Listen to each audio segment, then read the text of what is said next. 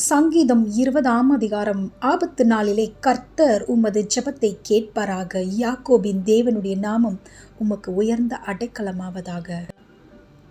அவர் பரிசுத்த ஸ்தலத்திலிருந்து உமக்கு ஒத்தாசை அனுப்பி சியோனிலிருந்து உம்மை ஆதரிப்பாராக. நீர் செலுத்தும் காணிக்கைகளை எல்லாம் அவர் நினைத்து உமது சர்வாங்க தகன பலியை பிரியமாய் ஏற்றுக்கொள்வாராக. அவர் உமது மனவிருப்பத்தின்படி உமக்கு தந்தருளி உமது ஆலோசனைகளை எல்லாம் நிறைவேற்றுவாராக.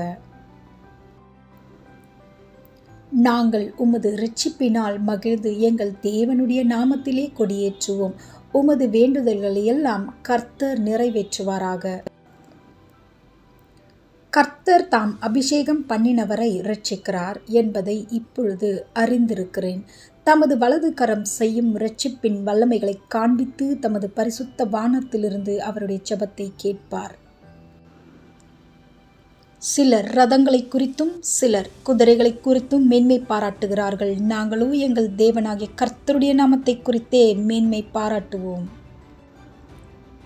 அவர்கள் முறிந்து விழுந்தார்கள், நாங்களோ எழுந்து நிமிர்ந்து நிற்கிறோம்.